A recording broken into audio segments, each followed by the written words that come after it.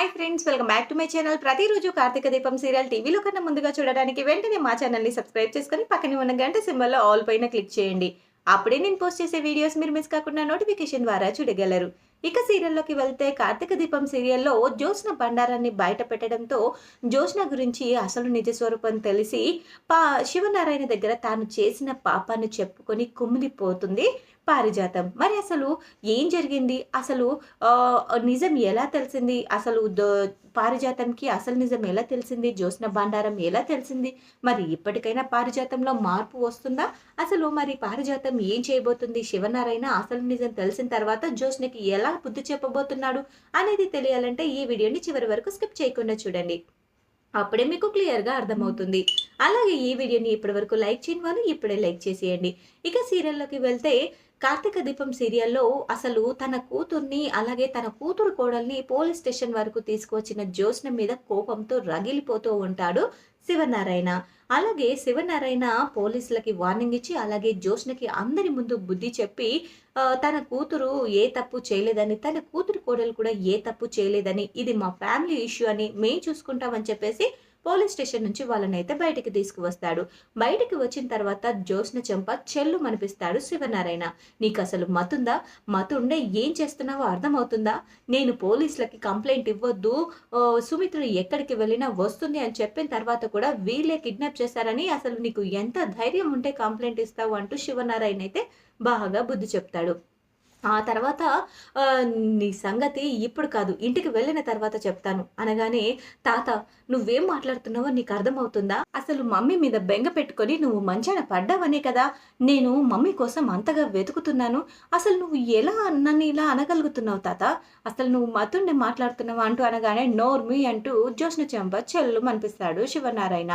ఆ తర్వాత ఇక లోపలికి కోపంగా బాధగా వెళ్ళిపోతుంది జ్యోత్స్న. ఆ తర్వాత జ్యోత్స్నకి రాను రాను మతిపోతుంది.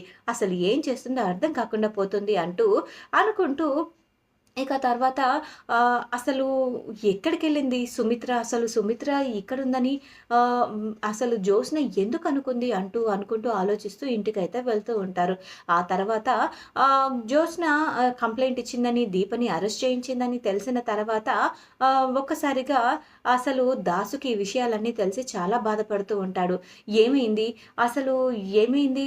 ఎందుకలా జ్యోత్స్న కంప్లైంట్ ఇచ్చింది అనగానే, నీ కూతురు గురించి తెలుసు కదా మామయ్య, అసలు నీ కూతురు ఎప్పుడెప్పుడు నా భార్యని ఇరికించాలని, నా భార్యని అందరి ముందు చెడు చేయాలని ఆలోచిస్తుంది. అందుకోసమే తాను తీసుకున్న గోతిలో తానే పడింది అనుకుంటూ అనగానే, ఇక తర్వాత వెంటనే అసలు మా అమ్మ దాన్ని అలా తయారు చేసింది. అసలు మా అమ్మ వల్లే తను ఇలా తయారయింది అంటూ దాస్ అయితే బాధపడతాడు. నువ్వేం బాధపడకు మామయ్య, అసలు వాళ్ళకి ఎలా బుద్ధి చెప్పాలో నాకు బాగా తెలుసు అంటూ ఇక తర్వాత వీళ్ళిద్దరూ మాట్లాడుకుంటుందంతా వినేసి పారిజాతం, ఏంటి దాసు అయినా మా అమ్మకి నిజం తెలిస్తే మా అమ్మ ఇలా సపోర్ట్ చెయ్యదు కార్తీక్. మా అమ్మకి నిజం తెలియాలి. నన్ను చంపాలని ప్రయత్నించింది జ్యోత్స్న అని మా అమ్మకు నిజం తెలియాలి కార్తీక్ అనగానే, అది కాదు మామయ్య నేను చెప్పేది అనగానే, లేదు కార్తీక్, ఇప్పటి వరకు మా జ్యోత్స్న చేసిందంతా కూడా నేను మా అమ్మ దగ్గర కూడా చెప్పకుండా చాలా పెద్ద తప్పు చేశాను. మా అమ్మకి నేనంటే చాలా ఇష్టం. నా కూతురు ఆ ఇంటి వారసురాలుగా ఉండాలి అని చెప్పేసి దీపని అక్కడి నుంచి చేంజ్ చేసి తనంలో నా కూతుర్ని ఉంచింది. దీప అసలు నిజంగా చెప్పాలంటే మట్టిలో వెలిసిన మాణిక్యం లాంటిది. కానీ అలాంటి మంచి మనసున్న దీపను కూడా తను పోలీస్ స్టేషన్ వరకు రప్పించింది. తనకు నానా కష్టాలు పెట్టింది. తనని చంపాలని చూసింది. తన కూతుర్ని కూడా పొట్టన పెట్టుకోవాలని చూసింది. ఆఖరికి కన్న తండ్రినైనా నన్ను కూడా వదలలేదు. అలాంటి దానితో ఎప్పటికైనా ప్రమాదమే. నిజం మా అమ్మకి తెలిస్తే మా అమ్మని ఎక్కడ పొట్టన పెట్టుకుంటుందో అని మా అమ్మ మీద ప్రేమతో, బెంగతో నేను ఈ నిజాన్ని మా అమ్మకి తెలియనివ్వలేదు. మా అమ్మకి ఈ నిజం తెలిస్తే జ్యోత్స్నని నిజంగా నిలదీసి కడిగేస్తుంది. ఆ తర్వాత జ్యోత్స్న మా అమ్మని బ్రతకనిస్తుందన్న నమ్మకం నాకు లేదు. ఎందుకంటే ఆ ఇంట్లో పాముకి పాలు పోసి పెంచినట్టు పెంచుతుంది మా అమ్మ జ్యోత్స్నని. ఆ పాము ఎప్పటికైనా విషయాన్నే కక్కుతుందన్న విషయం మా అమ్మకి తెలియట్లేదు. కానీ మా అమ్మకి నిజాలన్నీ తెలిసి మా అమ్మ జాగ్రత్తగా ఉండేలా చేయాలి అని చెప్పేసి వాళ్ళిద్దరూ మాట్లాడుకుంటుంటే అంతా కూడా వినేస్తుంది పారిజాతం. అది విన్న తర్వాత ఒక్కసారి ఒక్కసారిగా కుప్ప కూలిపోతుంది. తాను చేసిన తప్పుని తెలుసుకొని ఒక్కసారిగా చాలా బాధపడుతూ ఉంటుంది. ఇన్నాళ్ళు నేను నిజంగా పాముకి పాలు పోసి పెంచాను. నా మనవరాలు ఈ ఇంటి వారసురాలవ్వాలని, ఈ కోట్ల ఆస్తికి నా మనవరాలు అధిపతిరాలు అవ్వాలని నేను అనుకున్నాను. కానీ నా మనవరాలు నా కొడుకునే చంపాలని చూసింది. నా కొడుకుని పొట్టన పెట్టుకోవాలని చూసింది. ఈరోజు నా కొడుకుని చంపాలని చూసింది. రేపు నన్ను చంపాలని చూస్తుంది. దానికి నిజంగా ప్రేమ అనురాగాలు ఏవీ లేవు. ఆప్యాయత అనుబంధాలు ఏవీ లేవు. అసలు తల్లిదండ్రులు ఇన్నాళ్ళు పెంచారన్న మమకారం కూడా లేకుండా సుమిత్ర ఎక్కడికో వెళ్ళిపోతుంటే కూడా ఆపకుండా కావాలని ఆ భార్యాభర్తల మధ్య దూరం పెంచింది. వాళ్ళిద్దరి మధ్య ఎడబాటు రేపింది. ఆ తర్వాత ఇక జీవనారాయణగా చచ్చిపోతున్నాడు అని చెప్పినా, తన తాత చచ్చిపోతాడు చావుకి దగ్గరయ్యాడు అని చెప్పినా కూడా అసలు తనలో ఎటువంటి చలనం లేదు. అసలు తన మనసులో ఒక్క కన్నీటి చుక్క కూడా లేదు. అది కాకుండా దీపే ఈ ఇంటి అసలైన వారసురాలని తెలిసి నాతో ఇంతవరకు కనీసం చెప్పలేదు. ఇన్నాళ్ళు అది పడుతున్న టెన్షన్‌కి కారణం దీపే ఈ ఇంటి వారసురాలన్న విషయం దానికి తెలిసింది. కానీ నాతో చెప్పలేదు. నా దగ్గర ఎన్ని విషయాలు దాచిన జ్యోత్స్న రేపు అసలు నిజం నాకు తెలిసిన తర్వాత నేను తనకి వెనక్కి తిరిగినా, తనకి అడ్డు చెప్పినా కూడా నన్ను చంపడానికి కూడా వెనకాడదు. ఎందుకంటే జ్యోత్స్నకి కావాల్సింది తన సుఖం, తన సంతోషం. తన సుఖం, సంతోషం కోసం ఎవరు ఏమైపోయినా పర్వాలేదు అని అనుకునే రకం తాను. నేను ఇంకా దానికోసమే ఆలోచించి దాని జీవితం బాగుండాలని ఆలోచిస్తే ఇక నేను నా అంత మూర్ఖురాలే ఉండరు.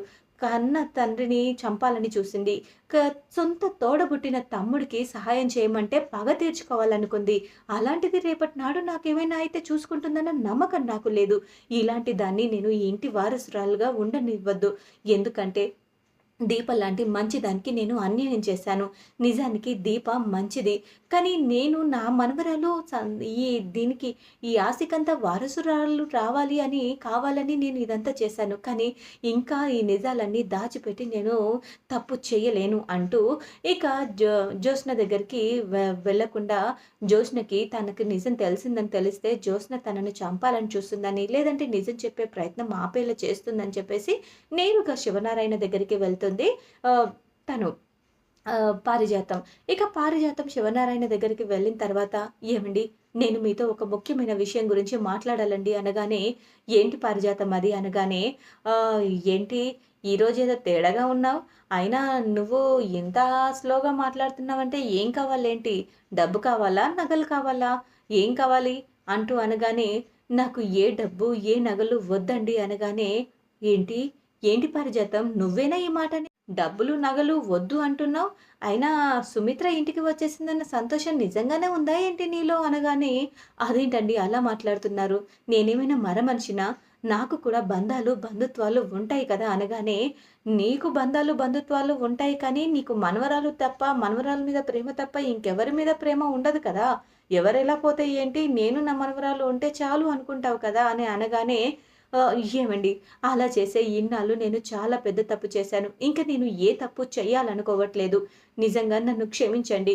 నేను మీకు తెలియకుండా ఒక పెద్ద తప్పు చేశాను అనగానే, ఏంటి తప్పు చేశావా? ఏం తప్పు చేశావు? అనగానే, నేను తప్పు చేసింది ఇప్పుడు కాదండి, 25 ఏళ్ల క్రితం అనగానే, ఏం మాట్లాడుతున్నావు అనగానే, అవునండి నేను చాలా పెద్ద తప్పు చేశాను. నన్ను క్షమించండి. ఇవి కాళ్ళు కావు, ఇవి చేతులు కావు, కాళ్ళనుకోండి. నన్ను క్షమించండి అనగానే, ముందు సంగతేంటో చెప్పు పారిజాతం. ఏంటి అంతలా బాధపడుతున్నావు? అంత చేయకూడని తప్పేం చేశావు? అనగానే, నేను చాలా పెద్ద పాపం చేశానండి. చెయ్యకూడని తప్పే చేశాను అంటూ 25 ఏళ్ల క్రితం హాస్పిటల్‌లో జరిగిందంతా కూడా పూసగుచ్చినట్టు చెప్పేస్తుంది. నేను చాలా పెద్ద తప్పు చేశానండి. మీరు పదే పదే నా కొడుకుని అవమానిస్తుండడం తట్టుకోలేక, నా కొడుకు కూతురే ఈ ఇంటికి వారసురాలు కావాలని చెప్పి, సుమిత్ర దశరథులకు పుట్టిన కూతుర్ని నేను దూరం చేసి ఆ స్థానంలో నా కూతుర్ని ఉంచాను.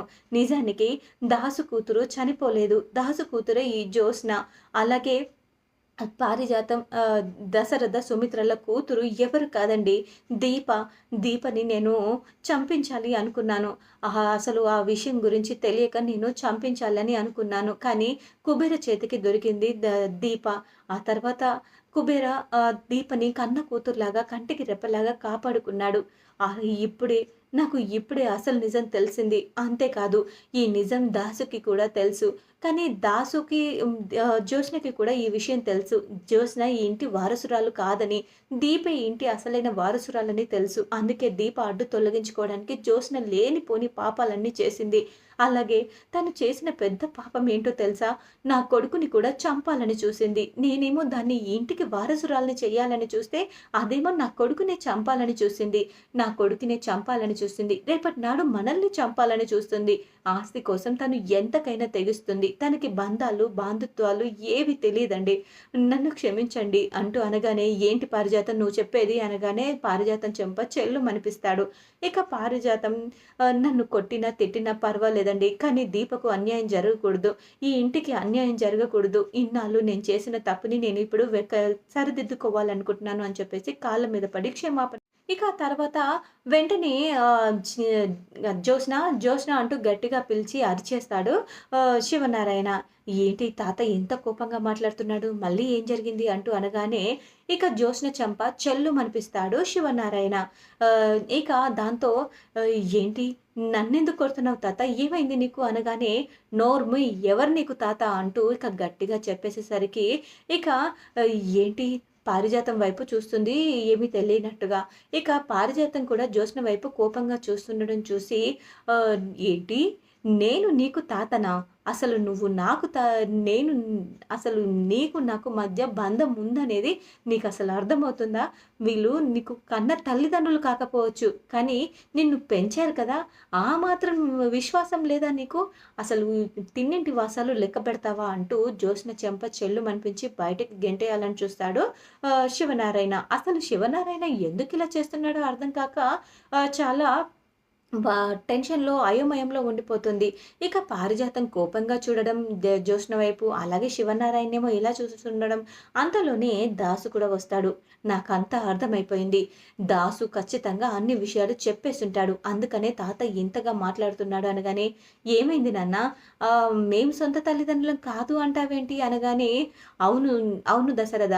నీ కూతురు తను కాదు. నీ కూతురు దీప అనగానే, ఏంటి నాన్న ఏం మాట్లాడుతున్నారు మామయ్య గారు మీరు? అనగానే, అవునమ్మా, పురిట్లోనే ఈ పిల్లల్ని మార్చేసింది మీ అత్త. అసలు ఈ పారిజాతం చేసిన పనికి అనగానే, క్షమించండి శివనారాయణ గారు. నా కూతుర్ని నేను తీసుకుని వెళ్ళిపోతాను. నా కూతురు చేసిన తప్పుకి నన్ను క్షమించండి. నా తల్లి నా కూతురు సంతోషంగా ఉండాలని అనుకుంది. నా కూతురు గురించి నిజం తెలిసి నేను చెప్పలేకపోయాను. నన్ను క్షమించండి అంటూ ఇక దాసు కూడా అన్ని విషయాలు దీప తన కూతురని తెలిసిన తర్వాత తను దీప విషయంలో చేసిన తప్పుని, దీప విషయంలో అన్న మాటలన్నీ తెలుసుకొని కుప్పకూలి కుమిలి కుమిలి ఏడుస్తూ ఉంటుంది సుమిత్ర. ఇక చూడాలి మరి తర్వాత ఎపిసోడ్‌లో ఏం జరగనుందో.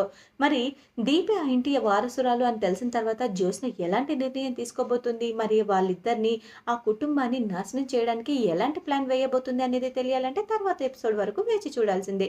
ఈ వీడియో గనుక మీకు నచ్చినట్లయితే లైక్ చేసి షేర్ చేయండి. మా ఛానల్‌లోని మరెన్నో లేటెస్ట్ అప్డేట్స్ కోసం వెంటనే మా ఛానల్‌ని సబ్స్క్రైబ్ చేసుకొని పక్కనే ఉన్న గంట సింబల్‌లో ఆల్ పైన క్లిక్ చేయండి. అప్పుడే నేను పోస్ట్ చేసే లేటెస్ట్ అప్డేట్స్ వీడియోస్ మీరు మిస్ కాకుండా నోటిఫికేషన్ ద్వారా చూడగలరు. Thanks for watching my video.